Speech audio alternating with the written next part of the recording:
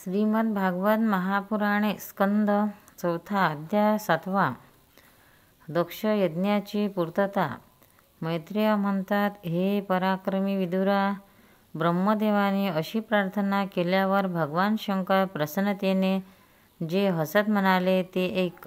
श्री महादेव म्हणाले, हे प्रजापते, भगवंताच्या मायेने मोहित झालेल्या दक्षासारख्या अज्ञानी लोकांनी केलेल्या अपराधाची मी चर्चा करीत नाही की आठवणही करीत नाही. मी केवळ सावध करण्यासाठी त्यांना थोडी शिक्षा केली. दक्ष प्रजापतीचे डोके जळाले आहे म्हणून त्यांना बोकडाचे डोके लावावे. भगदेव मित्रदेवतेच्या डोळ्यांनी आपल्या यज्ञभाग पाहिल. पीठ खाणाऱ्या पुषाने यजमानाच्या दातांनी भक्षण करावे. तसेच इतर सर्व देवांची शरीरे पूर्वीप्रमाणे होतील, कारण त्यांनी यज्ञातील शिल्लक राहिलेले पदार्थ माझा भाग म्हणून निश्चित केले आहेत. अध्वर्यू इत्यादी यज्ञिकापैकी त्यांचे बाहू तुटले आहेत. त्यांनी अश्विनी कुमारांच्या बाहूंनी आणि त्यांचे हात जुटले आहेत. त्यांनी पुरुषाच्या हातांनी काम करावे. तसेच भृगूच्या दाढी मिशा बकऱ्यासारख्या होत. मैत्रेय म्हणाले, वत्सा विदुरा, तेव्हा भगवान शंकराचे बोल ऐकून सर्व लोक प्रसन्न चित्ताने छान छान म्हणू लागले. नंतर सर्व देवांनी आणि ऋषींनी दक्षाच्या यज्ञशाळेत येण्याची महादेवांना प्रार्थना केली आणि त्यांना व ब्रह्मदेवांना बरोबर घेऊन ते तेथे गेले. तेथे जसे जसे भगवान शंकरांनी सांगितले होते त्याचप्रमाणे सर्व कार्य करून त्यांनी दक्षाच्या धडाला यज्ञ पशुचे डोके जोडून दिले. डोके जोडले गेल्यावर रुद्राची दृष्टी पडताच दक्ष ताबडतोब झोपेतून जागा झाल्याप्रमाणे उठला आणि आपल्यासमोर भगवान शिवांना त्याने पाहिले. शंकराच्या द्वेषाने कलुषित झालेले दक्षाचे हृदय त्याचे दर्शन होताच शरदकाळातील सरोवराप्रमाणे स्वच्छ झाले. त्याला महादेवाची स्तुती करावी असे वाटले, परंतु आपल्या मृत झालेल्या कन्येचे सतीचे स्मरण होऊन स्नेह आणि उत्कंठा त्यामुळे त्याच्या डोळ्यातून अश्रू आले. त्याच्या तोंडून शब्द बाहेर पडेना. प्रेमाने विह्वळ परम बुद्धिमान प्रजापतीने कसतरी आपल्या हृदयातील दुःखवेग आवरून विशुद्ध भावनेने भगवान शिवाची स्तुती करण्यास प्रारंभ केले. दक्ष म्हणाला, भगवान, जरी मी आपला अपराध केला होता तरी आपण त्यासाठी मला शिक्षा करून माझ्यावर मोठाच अनुग्रह केला आहे. अहो, आपण आणि श्रीहरी आचारहीन नाममंत्र ब्राह्मण असलेल्या सुद्धा अपेक्षा करीत नाहीत, तर आमच्यासारख्या यज्ञभाग करण्याची अपेक्षा कशी कराल? विभो, आपण ब्रह्मदेव होऊन सर्वप्रथम आत्मज्ञानाचे रक्षण करण्यासाठी आपल्या मुखापासून विद्या, तप आणि व्रतादी धारण करणाऱ्या ब्राह्मणांना उत्पन्न केले. म्हणूनच जसा गुराखी काठी हातात घेऊन गायीचे रक्षण करतो त्याचप्रमाणे आपण त्या ब्राह्मणाचे सर्व संकटापासून रक्षण करीत असता. मी आपल्या स्वरूपाला जाणत नव्हतो, म्हणूनच मी आपल्याला भर सभेमध्ये माझ्या वाग्बाणांनी घायाळ केले, परंतु माझा तो अपराध आपण मनावर घेतला नाही.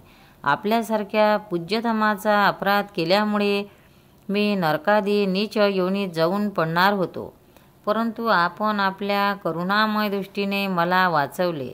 आता आपणच आपल्या औदार्यपूर्ण वर्तनाने माझ्यावर प्रसन्न व्हावे. मैत्रेय म्हणाले, अशा प्रकारे शंकराची क्षमा मागून दक्षाने ब्रह्मदेवाच्या अनुमतीने उपाध्यक्षय, ऋग्विज इत्यादीच्या सहाय्याने यज्ञ सुरू केला. तेव्हा श्रेष्ठ ब्राह्मणांनी यज्ञ संपन्न करणाऱ्या उपदेशाने भूतपिशाचाच्या येण्यामुळे उत्पन्न झालेल्या दोषाच्या शांतीसाठी विष्णुदेवताला उद्देशून 3 पात्रामध्ये तयार केलेल्या पुरोडास नावाचा चरूचे हवन केले. हे विदुरा, तो हवी हातात घेऊन उभ्या राहिलेल्या अध्वर्यूंच्या समवेत यजमान दक्षाने जेव्हा विशुद्ध चित्ताने श्रीहरीचे ध्यान केले तेव्हा लगेच भगवान तेथे प्रगट झाले. बृहत आणि रथंतर नावाचे सामस्तोत्र ज्याचे पंख आहेत त्या गरुडावर बसून आलेल्या भगवंतांनी दाही दिशा प्रकाशित करीत आपल्या अंगक्रांतीने सर्वांना निस्तेज केले. त्यांचा श्यामवर्ण होता. कमरेला सुवर्णाचा कंबरपट्टा होता. डोक्यावर सूर्याप्रमाणे देदीप्यमान मुकुट होता. मुख कमल भ्रमराप्रमाणे काळ्या कुरड्या केसांच्या बटा आणि कांतिमय कुंडलांनी शोभायमान दिसत होते. सुवर्णमय अलंकारांनी विभूषित भक्तरक्षणासाठी सदा उद्युक्त असे 8 हात होते. त्या 8ही हातामध्ये शंख, चक्र, बाण, धनुष्य, गदा, खड्ग आणि ढाल घेतलेले होते. त्यामुळे ते पागण्याच्या झाडाप्रमाणे दिसत होते. प्रभूच्या वक्षस्थळावर लक्ष्मी विराजमान होती आणि सुंदर वनमाला शोभून दिसत होती. ते आपल्या सुंदर हास्ययुक्त कटाक्षांनी साऱ्या विश्वाला आनंदविभोर करीत होते. दोन्ही बाजूंना पार्श्वद राजहंसाप्रमाणे असणारे शुभ्र पंखे आणि चवऱ्या ढाळीत होते. ते वर चंद्राप्रमाणे शुभ्र असणाऱ्या छत्राने शोभून दिसत होते. भगवानांना आलेले पाहून इंद्र, ब्रह्मदेव आणि महादेव आदी देवेश्वरासह सर्व देवदिकांना ताबडतोब उभे राहून त्यांना प्रणाम केला. त्यांच्या तेजामुळे सर्वांचे तेज फिक्के पडले. जी वडखडू लागली ते गोंधळून गेले. अशा स्थितीत ते सर्वजण मस्तकावर हात जोडून भगवंताची स्तुती करू लागले. जरी ब्रह्मदेवादी भगवंताचा महिमा जाणत नव्हते तरीसुद्धा भगवंतावर कृपा करण्यासाठी दिव्य रूपाने प्रगट झालेल्या श्रीहरीची ते आपापल्या बुद्धीनुसार स्तुती करू लागले. सर्वप्रथम प्रजापती दक्ष एका उत्तम पात्रात पूजेची सामुग्री घेऊन नंद, सुनंद इत्यादी पार्षदासह असलेल्या प्रजापतीचे परमगुरु भगवान यज्ञेश्वराच्या जवळ गेले आणि आनंदाने एकाग्रचित्त होऊन हात जोडून प्रार्थना करीत प्रभूंना शरण गेले. दक्ष म्हणाले, भगवान, आपल्या मूळ स्वरूपात मायारहित होऊन आपण बुद्धीच्या जागृती इत्यादी अवस्थेरहित शुद्ध चिन्मय अद्वितीय आणि निर्भय असता. तथापि स्वतंत्र असूनही जेव्हा मायेनेच जीवाभावाला स्वीकारून आपण त्याच मायेत राहता तेव्हा मात्र अज्ञानी आपल्यासारख्या दिसता. ऋषिज्व म्हणाले, हे उपाधिरहित प्रभो, रुद्राच्या नंदीश्वराच्या शापामुळे आमची बुद्धी केवळ कर्मकांड करण्यातच गुंतली आहे. म्हणूनच आम्ही आपले तत्व जाणत नाही. परंतु ज्याप्रमाणे अमुक कर्माची अमुक देवता अशी व्यवस्था आहे, त्या वेदत्रयीने प्रतिपादन केलेल्या धर्मरूप यज्ञालाच आम्ही आपले स्वरूप समजतो. सदस्य म्हणाले, हे जीवांनो, आश्रय देणाऱ्या प्रभो, जो अनेक प्रकारच्या क्लेशामुळे अत्यंत दुर्गम आहे, त्यात कालरूप भयंकर सर्प वाट पाहत बसला आहे. जेथे सुखदुःखादी द्वंद्वरूप अनेक खडे आहेत, दुर्जनरूप जंगली जीवांचे भय आहे, जेथे शोकरूप दावाग्नी धगधगीत आहे, अशा विश्रांतीस्थळ नसलेल्या संसार मार्गामध्ये जो अज्ञानी जीव कर्मामुळे पीडित होऊन विषयरूप मृगजळासाठीच देहधारणा अवजड बोजा डोक्यावर घेऊन चालला आहे, तो आपल्या चरणकमलांना केव्हा बरे शरण येईल. रुद्र म्हणाले, वरदायक प्रभो, आपले श्रेष्ठ चरण या जगात सकाम पुरुषांना संपूर्ण पुरुषार्थाची प्राप्ती करून देणारे आहे आणि निष्काम मुनिजन सुद्धा त्यांचे आदरपूर्वक पूजन करतात. त्यामध्येच माझे चित्त लागून राहिल्यामुळे अज्ञानी लोक मला आचारभ्रष्ट म्हणत असले तरी आपल्या परमअनुग्रहामुळे मी त्याच्या बोलण्याकडे लक्ष देत नाही. भृगू म्हणाले, आपल्या गहन मायेमुळे आत्मज्ञान लुप्त होऊन जे अज्ञान निद्रेमध्ये झोपलेले आहेत, ते ब्रह्मदेव इत्यादी देहधारी आत्मज्ञानासाठी उपयुक्त अशा आपल्या तत्वाला अर्जुन जाणू शकले नाहीत. असे असूनसुद्धा आपण आपल्या शरणागत भक्ताचे आत्मा आणि सुहृदय आहात. म्हणून आपण माझ्यावर प्रसन्न व्हावे. ब्रह्मदेव म्हणाले, प्रभो, वेगवेगळ्या पदार्थांना जाणणाऱ्या इंद्रियाच्या द्वारा पुरुष जे काही पाहतो ते आपले स्वरूप नाही, कारण आपण ज्ञान, विषय आणि इंद्रियाचे अधिष्ठान आहात. हे सर्व आपल्यामुळे भासतात, पण आपण मात्र मायामय प्रपंचापासून सर्वथैव वेगळे आहात. इंद्र म्हणाला, अच्युता, आपले हे जगाला प्रकाशित करणारे रूप दैत्याचा संहार करण्यासाठी आयुधे धारण करणाऱ्या 8 हातांनी सुशोभित आहे. हे रूपही आमचे मन आणि नेत्रांना परम आनंद होणारे आहे. यज्ञिकांच्या पत्न्या म्हणाल्या, भगवान ब्रह्मदेवांनी आपले पूजन करण्यासाठीच हा यज्ञ केला होता, परंतु दक्षावर रागावल्यामुळे पशुपतींनी हा नष्ट केला. हे यज्ञमूर्ती, स्मशानभूमीप्रमाणे उत्सवहीन झालेल्या आमच्या या यज्ञाला आपण आपल्या निळ्या कमळाप्रमाणे असलेल्या नेत्राने पाहून पवित्र करावे. ऋषी म्हणाले, भगवान, आपली लीला अनाकलनीय आहे, कारण आपण कर्म करीत असून सुद्धा त्यामुळे लिप्त होत नाही. दुसरे लोक वैभवाच्या लालसेने ज्या लक्ष्मीची उपासना करतात ती स्वतः आपल्या सेवेत निमग्न असते, तरीसुद्धा आपण तिच्याविषयी निस्पृश्य राहता. सिद्ध म्हणाले, प्रभो, हा आमचा मनोरूप हत्ती क्लेशरूप वणव्याने होरपळलेल्या असल्यामुळे तहानलेले व्याकुळ होऊन आपल्या कथारूप अमृतमय नदीत शिरून डुबत आहे. तेथे ब्रह्मानंदामुळे निमग्न झाल्यामुळे त्याला संसार रूप दावाग्नीने स्मरणही नाही आणि तो त्या नदीच्या बाहेरही पडत नाही. यजमान पत्नी म्हणाली, सर्व सामर्थ परमेश्वरा, आपले स्वागत असो. मी आपल्या नमस्कार करते. आपण माझ्यावर प्रसन्न व्हावे. हे लक्ष्मीपते, प्रिय पत्नी लक्ष्मीसहित आपण आमचे रक्षण करावे. यज्ञेश्वरा, ज्याप्रमाणे डोक्याशिवाय मनुष्याची धड चांगली दिसत नाही, त्याप्रमाणे अन्य अंगांनी पूर्ण असूनही आपल्याशिवाय यज्ञाला शोभा नाही. लोकपाल म्हणाले, अनंत परमात्म्य, आपण सर्वांच्या अंतःकरणाचे साक्षी आहात. हे सर्व जग आपल्यामुळेच पाहिले जाते, तर मग माईक पदार्थांना ग्रहण करणाऱ्या आमच्या या डोळे आदी इंद्रियांना आपण कधीतरी प्रत्यक्ष दिसू शकाल, कारण खरे पाहता आपण पंचमहाभूतापासून वेगळे आहात.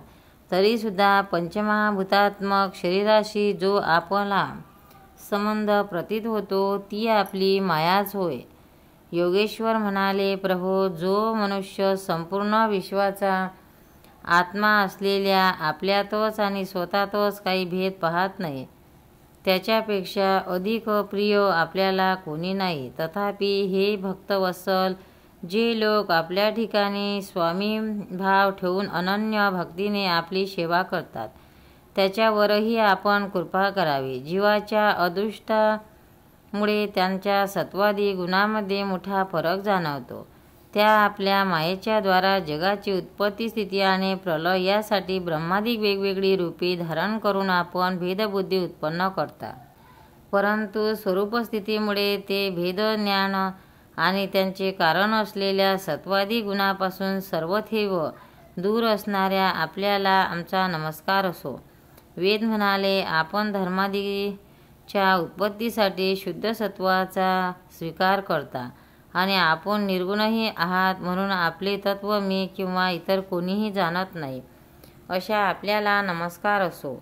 अग्निदेव म्हणाला, भगवान, आपल्याच तेजाने प्रज्वलित होऊन मी श्रेष्ठ यज्ञामध्ये तूपयुक्त हविदेवतापर्यंत पोचवितो. आपण साक्षात यज्ञ पुरुष आणि यज्ञाचे रक्षण करणारे आहात.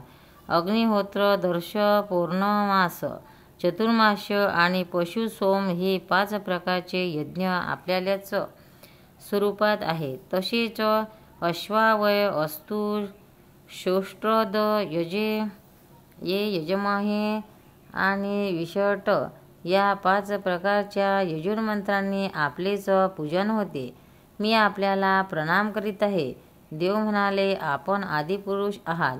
पूर्वी प्रलय झाल्यावर आपल्या कार्यरूप या विश्वाला उदरात लीन करून घेऊन आपणच प्रलयकालीन पाण्यामध्ये शेषनागाच्या उत्तम शय्येवर शयन केले होते. आपल्या आध्यात्मिक स्वरूपाचे सिद्धगण स्वतःच्या हृदयात चिंतन करतात. तेच आपण आज आपल्या नेत्रांचा विषय होऊन आम्हा भक्तांचे रक्षण करीत आहात. गंधर्व म्हणाले, देवा, मरीची आदी ऋषी आणि हे ब्रह्मदेव, इंद्र तसेच रुद्रादी देवगण आपल्या असोचेही अंश आहेत. हे महत्त्व, हे संपूर्ण विश्व आपल्या लीलेची सामुग्री आहे. हे नाथ, अशा आपल्याला आम्ही सदैव नमस्कार करीत आहोत.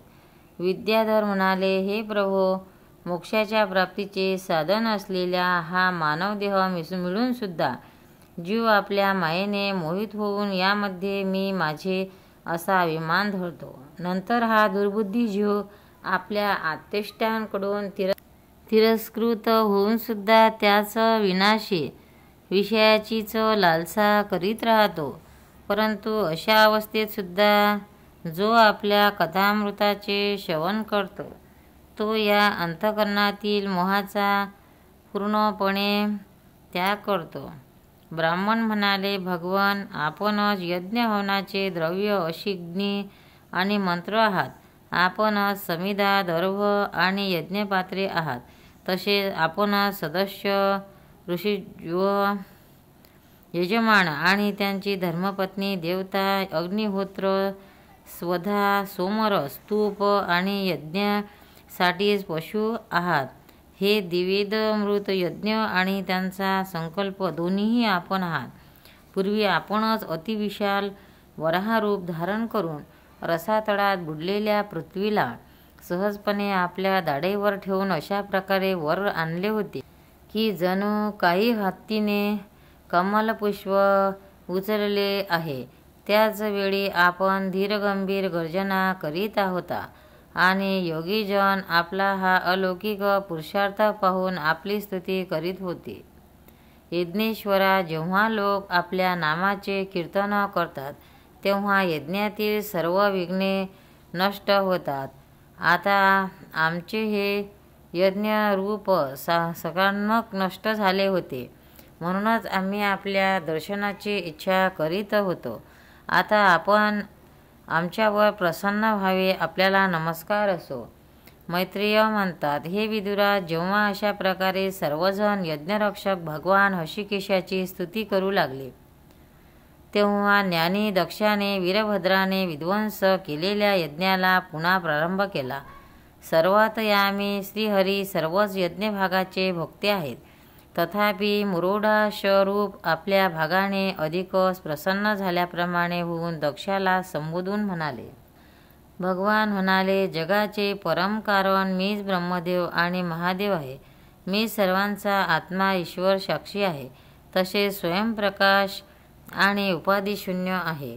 विप्रवर, आपल्याला त्रिगुणात्मक मायेचा स्वीकार करून मीच जगाची उत्पत्ती, पालन व संहार करीत असतो आणि मीच त्या कर्मांना अनुरूप ब्रह्मा, विष्णू आणि शंकर ही नावे धारण केली आहेत. असा जो अतींद्रिय विशुद्ध परमात्मा स्वरूप मी त्यालाच अज्ञानी मनुष्य, ब्रह्मा, रुद्र व जीव अशा विभिन्न रूपात पाहतो. जसे मनुष्य आपले डोके, हात इत्यादी अंगांना हे आपल्यापासून वेगळे आहेत असे कधीही मानत नाही, त्याचप्रमाणे माझा भक्त प्राणिमात्रांना माझ्याहून वेगळे मानत नाही. हे ब्राह्मणा, सर्व जीवाची आत्मा असणारा ब्रह्मा, विष्णू आणि महेश यांच्यात जो भेद मानत नाही तोच शांती प्राप्त करून घेतो. मैत्रेय म्हणतात, भगवंतांनी अशा प्रकारे आज्ञा दिल्यानंतर प्रजापतींचा नायक दक्ष याने त्याचे यज्ञाने पूजन करून नंतर अंगभूत आणि प्रधान अशा दोन्ही प्रकारच्या यज्ञाने अन्य देवतांना उद्देशून हवन केले.